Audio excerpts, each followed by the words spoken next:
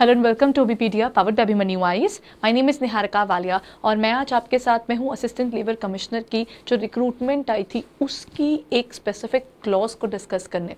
When we talk about this examination, इन्होंने इस recruitment notice के अंदर अगर आपने इसको ध्यान से पढ़ा सो यू विल फाइंड कि इसमें कहीं पर भी उन्होंने आपके एग्जामिनेशन पैटर्न की कोई बात नहीं की है, ना इन्होंने एग्जाम के कौन से इंपॉर्टेंट सब्जेक्ट्स हैं उसके रिगार्डिंग बात की है। There is nothing that is stated in this particular notification, but इसके अंदर यहाँ पर एक स्पेसिफिक एरिया है जहाँ पर उन्होंने स्पेसिफाई किया है कि हो सकता है कि इस पर्टिकुलर पोजीशन के लिए डायरेक्ट इंटरव्यूज ही कॉल किए जाएं। सो लेट्स अंडरस्टैंड ये एग्जैक्टली पोर्शन क्या कहता है।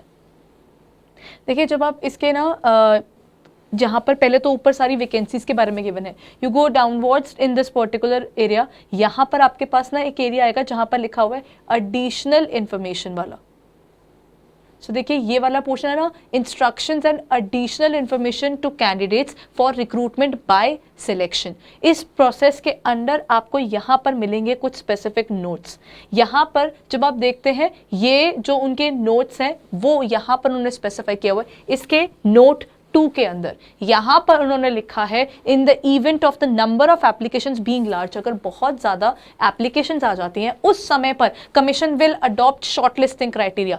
उसी समय पर ये शॉर्टलिस्टिंग क्राइटेरिया का इस्तेमाल करेंगे to restrict the number of candidates to be called for interview. That means कहीं ना कहीं क्योंकि the positions are less, UPSC पिछले कुछ समय से कोशिश कर रहा है कि वो अपने रिसोर्सेज को सही तरीके से इस्तेमाल कर सके। So wherever possible when there is no requirement for the recruitment test, they are now moving towards the direct interviews. यानी कि अब वो अपने रिक्रूटमेंट टेस्ट के ऊपर अपने रिसोर्सेज खराब करे या फिर कहीं पर वैकेंसीज कम ही है, उतना ज़्यादा मेजर लेवल पर उनको रिक्वायरमेंट नहीं लगती कि रिक्रूटमेंट टेस्ट करना चाहिए, तो वो डायरेक्ट इंटरव्यूज के लिए भी कॉल कर सकते हैं। सो यहाँ पर इस क्लॉज के अंदर यहाँ पर स्पेसिफाइड है कि अगर ज़्यादा एप्लीकेशंस आएंगी तो ही ये क्या कर सकते हैं, ये लोग ऑप्ट कर सकते हैं रिक्रूटमेंट टेस्ट की तरफ। अगर कम आती है तो वहाँ पर they might call people for direct interviews to a reasonable number. उसको लोगों को शॉर्टलिस्ट करने के लिए वो कर सकते हैं रिक्रूटमेंट के टेस्ट को। सो यहाँ पर उन्होंने ये भी स्पेसिफाई नहीं किया कि रिक्रूटमेंट टेस्ट ही उनके पास अकेली ऑप्शन है।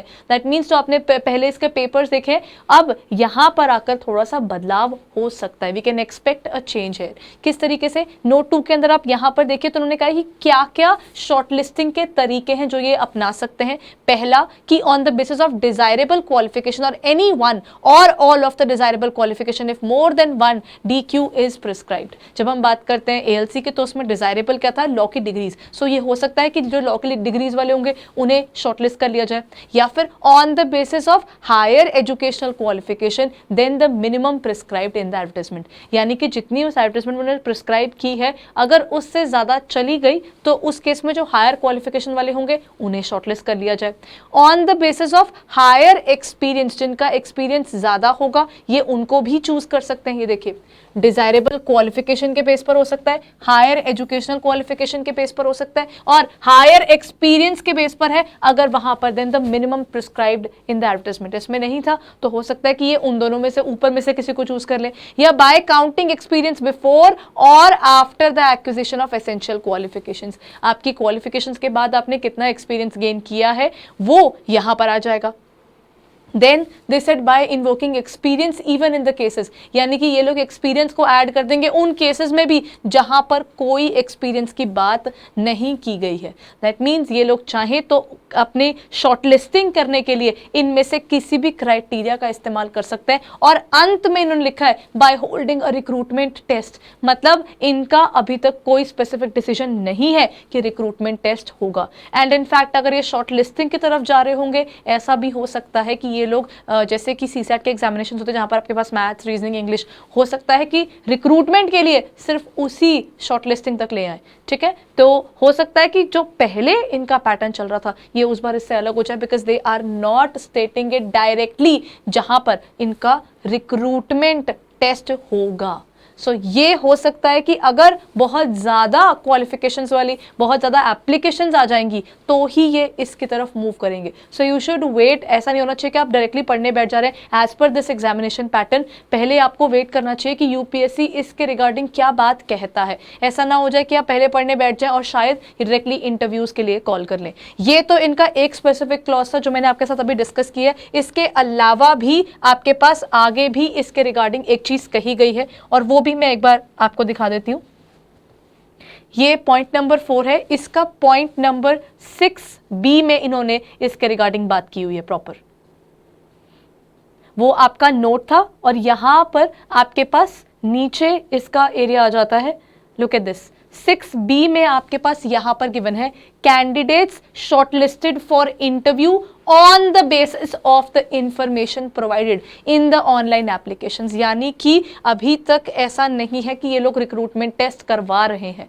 अभी they haven't decided about it. अभी यही बोला गया कि हो सकता है कैंडिडेट्स को ये डायरेक्टली इंटरव्यू के लिए बुला लेंगे on the basis of online applications जो कि इनको सबमिट हुई होंगी. By them will be required to send. उनको अपनी सेल्फ अटेस्टेड कॉपीज भेजनी होंगी. ये सब उन्होंने वहां पर बताया है. बट देन यहां पर ये देखिए फिर उन्होंने लिखा है candidates will be shortlisted for the interview only on the basis of the information provided by them in their online application documents submitted in support of the claim. इन्होंने जब इसके रिगार्डिंग जब बात की है इन्होंने एक बार नहीं कहा कि पीछे आपका जो रिक्रूटमेंट टेस्ट है प्लस आपके इंटरव्यू की वेटेज काउंट होगी. ऐसा कोई चीज नहीं की गई है. इन्होंने कोई मार्किंग स्कीम डिफाइन नहीं है की है और ना ही कोई आगे फर्दर डिटेल दी गई है. So you should wait till the time इनका एक्चुअल क्राइटेरिया ना आ जाए कि क्या ये इसके लिए रिक्रूटमेंट टेस्ट करवाने वाले हैं. तो पता चल जाएगा कि रिक्रूटमेंट टेस्ट के बेस पे आपको पेपर देना है. फिर उसकी भी एक स्पेसिफिक क्राइटेरिया निकल कर कि रिक्रूटमेंट टेस्ट की उनकी स्कीम क्या रहने वाली है.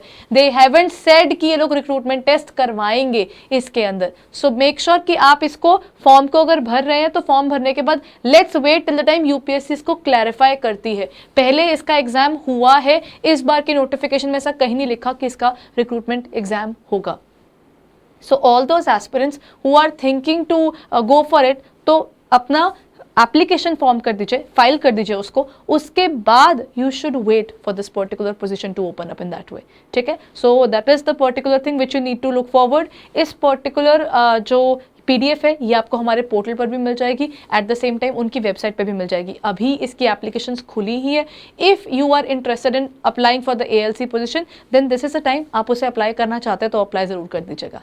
सो इन चीज़ों का ध्यान रखिए जब अपनी प्रिपरेशन करने जा रहे हैं. Why to waste our time जब हम लोग इन चीज़ों को दूसरे तरीके से भी प्रिपेयर कर सकते हैं. क्योंकि बहुत सी और रिक्रूटमेंट ऑप्शंस भी हैं जो हर एस्पिरेंट के पास अवेलेबल है. हमारा टाइम बहुत इंपॉर्टेंट होता है. एट द सेम टाइम वही हमारा रिसोर्स है जो आज हमारे हाथ में है. सो मेक श्योर आप उसको सही तरीके से इन्वेस्ट कर रहे हैं और ये छोटी छोटी चीज़ों का आप ध्यान रखते हैं.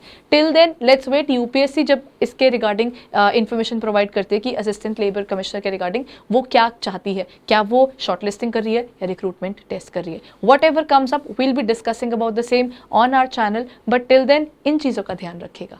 Thank you.